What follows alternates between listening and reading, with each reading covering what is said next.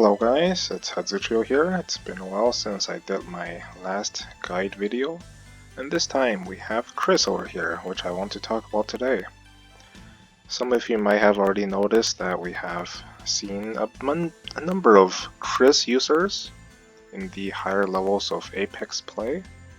So me included, I have recently built Chris for a few reasons. She is pretty good right now. You can get her at 6 stars if you just roll regularly. So even as a free-to-play player, you should have a 5 or 6 star Chris by now. So what does Chris do? Let's see here. For talent, she deals 20% increased damage, which is helpful because she's going to be doing a lot of magic damage. And at the end of your turn, at the end of Chris's turn, you're going to dispel 1 debuff from up to 4 friendly units within 2 blocks and add a 1 random buff. So this is actually quite useful if you want to dispel something like a Mind Bore plus the talent off of Listel, or you can use her to dispel like Bozos. She have actual dispel here, so she is very good at dispelling. And this added random buff can be anything, including the +3 mobility. So having a +3 mobility on one of your units like assassins can maybe give you an advantage in the game and maybe sometimes just win you the game. So there's a lot of RNG included in this unit, but it's good. She can dispel very well. I have recently included her in my box just to deal with all the AoE that you don't want to see, like Bozo, Listel, all those kind of stuff. There's other uses for her as well. Her 3C here does magic damage. It increases Chris's damage dealt and reduces her damage taken by 20%. And if the enemy hero is a demon, so often Listel or demon, and sometimes you may find a Bozo that is also a demon. So this attack will stun them before you attack. And this is going to be undispellable, so it's like sleep. So after doing this, you also heal your whole team for 2 times int, for 2 times Chris's int. So this is good if you want to stun demons like Listel, put in some pressure on your opponents, since Chris is doing all magic damage, while her soldiers are going to do physical damage. You can still put some pressure on your opponents with this attack, while also healing your team. You also dispel debuffs, so it does pretty much everything, which is pretty good. Now if you don't need this, you can also just run her as full support, like running a dispel here. You can also run her with mass attack.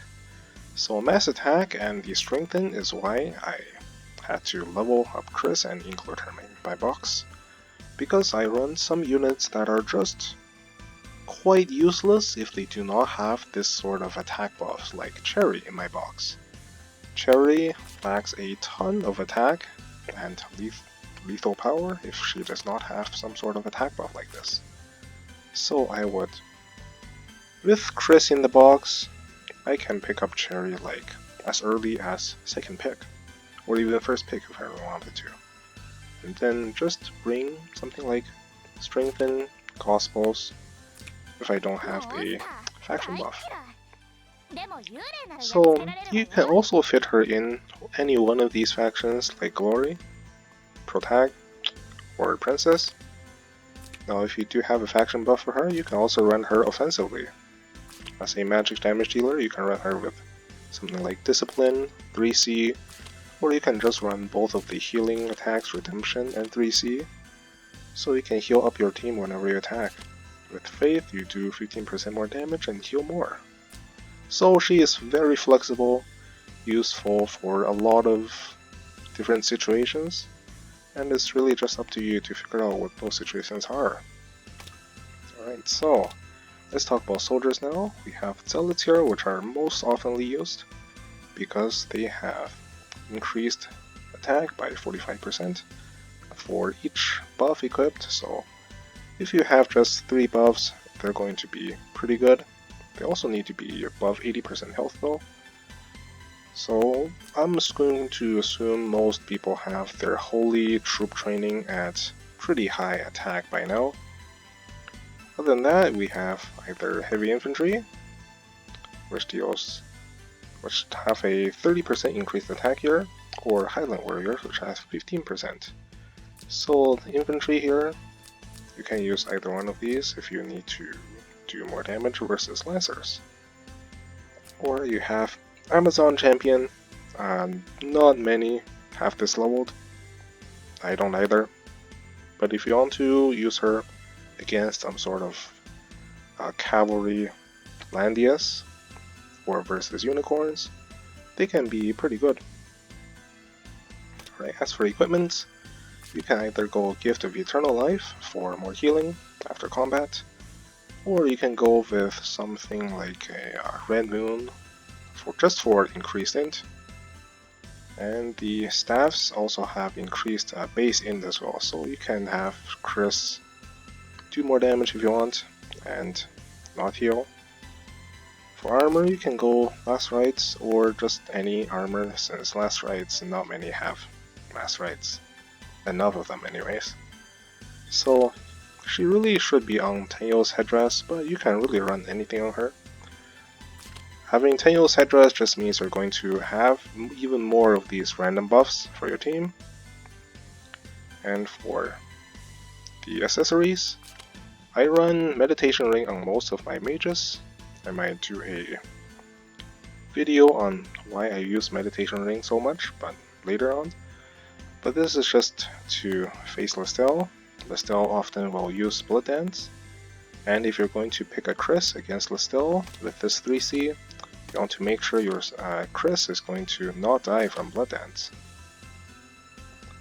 So that's really it for Chris for now. If you want to use Chris like this, I don't ban Lestelle very often, but Lestelle is still a threat, so you'll have to figure out if you can deal with Lestelle yourself, or if you should just ban them. Other than dealing with Lestelle, you can still use Chris to do all of the other things I mentioned here, as a magic damage dealer, as a random buffer, as a dispeller, or just bring attack buffs for your other units that really need them. Alright, that's it for now. I'll see you guys next time.